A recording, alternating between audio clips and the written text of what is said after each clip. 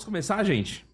Bom, primeiramente quero já falar por quê, assim que o Felipe chegou, por que você tocou nesse assunto? É um assunto que eu toco sempre, né? Então a gente já trouxe aqui algumas pessoas para falar sobre entidades secretas, pra falar sobre nova ordem mundial. Semana que vem já tem uma outra live sobre o mesmo assunto, com outro autor. Escreveu sobre nova ordem mundial, inclusive no Brasil, com o Alexandre Costa. Enfim. Já fiz live com o Alexandre Costa, também, né? Então, a gente sempre tem interesse nesse assunto, que é um assunto inesgotável, né? E o ponto de início que eu gostaria que vocês pudessem comentar é a nova ordem mundial na perspectiva cristã, aproveitando que vocês dois estão aqui, né? É um assunto que quando abordado, tem uma certa confluência de interesse com as questões bíblicas, com a palavra de Deus, com a fé cristã? Claro, né? Total, porque assim, o cristão, né, o evangélico, a gente vê a história pelo prisma bíblico, né? Tem uma coisa chamada teleologia, né? Então é o estudo, né, que... Escatologia é o estudo do escatom, né? Escatom no sentido de final dos tempos, e a teleologia que tem um approach até filosófico, nem necessariamente religioso, mas é exatamente sobre essa direção do tempo que vai até o final, né? Né? Tem, por exemplo, o Fukuyama que escreveu, né, o fim da história, enfim, não é um tema só, né? O Marx falava de uma utopia marxista que seria um tipo de fim da história também, então... mas esse conceito é, obviamente, religioso, e os filósofos e os políticos, cientistas políticos, enfim, acabam chupando desse conceito religioso e adaptando para conceitos mundanos, vamos dizer assim, político, né, social e tal.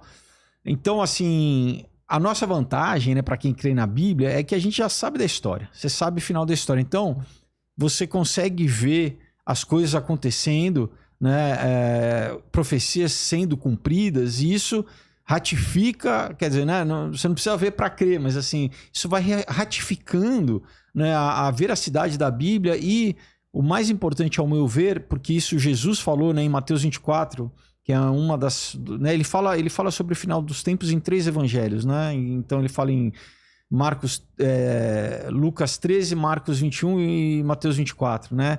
Ele fala sobre que nós deveríamos ver os sinais dos tempos, né? Sermos como a tribo de Issacar. A tribo de Issacar é uma das 12 tribos que eles prestavam muita atenção nesses sinais proféticos, né? Então ele dá essa recomendação. Um pouco antes ele fala que ninguém sabe o dia e a hora, então eu não gosto de ficar dando, né? Você vê às vezes gente falando, a volta de Jesus vai ser dia 13 de setembro de 2003, sabe aquelas coisas? Isso não é bíblico isso, porque Jesus mesmo falou assim, né? Ninguém sabe o dia e a hora, nem os anjos, nem o filho, só o pai. Então, então a gente não deve ficar tentando acertar a data. Agora, ver os sinais dos tempos, sim, pra gente ser como as virgens, não as nécias, né? As virgens loucas, que tem uma parábola que ele fala das 10 virgens, que metade não estava prestando atenção no que estava acontecendo, não tinha óleo na lamparina, né? E as outras eram as sábias. Então, quando o noivo veio, que é a tipificação de Jesus, ele encontrou essas virgens que tipifica a igreja. Então, assim, a gente deve prestar atenção. Isso eu faço pessoalmente na minha vida, por isso que eu acabo sabendo um pouco desses assuntos, porque eu fico prestando atenção nessas coisas.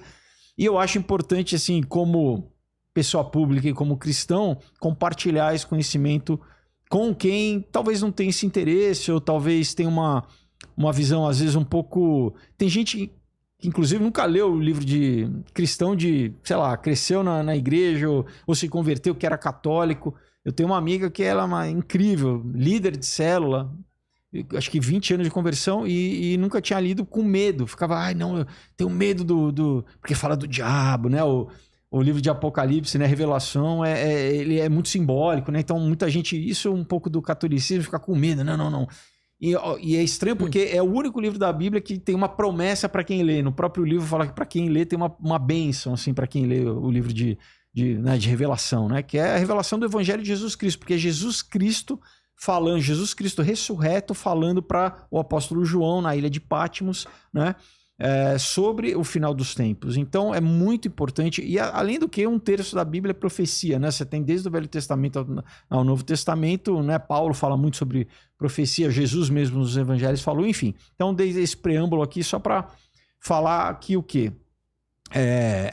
Eu, né, fico vendo esses marcadores históricos e proféticos. Então assim, uma coisa, né, que é meio café com leite, assim, né, Daniel 12, ele fala que nos últimos dias a ciência se multiplicaria, né? Então, uma coisa que a gente, né, eu cresci ainda tinha TV colorida, óbvio, mas tinha TV preto e branco de seletor, né? Não tinha nem controle remoto, né? Não tinha nem videocassete, nem quem diria internet, né? Celular. Então, em curto espaço de tempo muito pequeno, a gente saltou, né, de carroça, né, e cavalo para né, na Revolução Industrial, enfim, máquina a vapor, mas logo para foguete. E agora nessa revolução, né, tecnológica e informacional que, segundo os globalistas, né, Klaus Schwab, Fórum Econômico Mundial, já querem que a gente entre na 4ª Revolução Industrial, que vai ser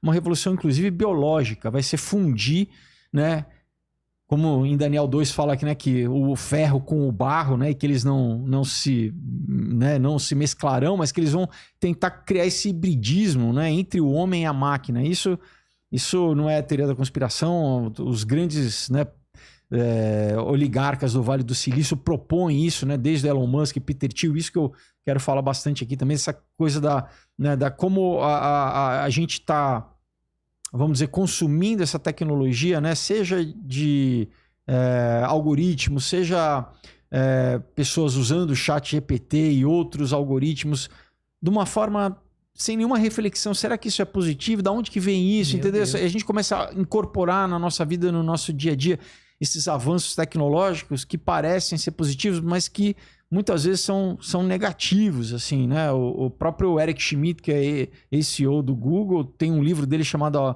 né, A Era da Inteligência Artificial, que ele fala sobre a diminuição cognitiva, né? Em inglês é cognitive diminishing, que é quanto mais a gente vai terceirizando a nossa capacidade de pensamento para a máquina, menos a gente usa e mais burro, literalmente, atrofiado a gente vai ficando, né? Então, por exemplo, antes do celular, você decorava número de telefone, todo mundo decorava. Verdade. Ninguém decora mais nada, né? O cérebro, né? As pessoas agora, muitas adultos, assim, não conseguem dirigir, não conhecem a cidade porque depende do aplicativo. Tem uma série de exemplos nesse sentido, né? Mas isso é uma coisa importante, mas sim. Ainda superficial para a questão realmente né, se a gente for falar de finais dos tempos, de apocalipse, assim.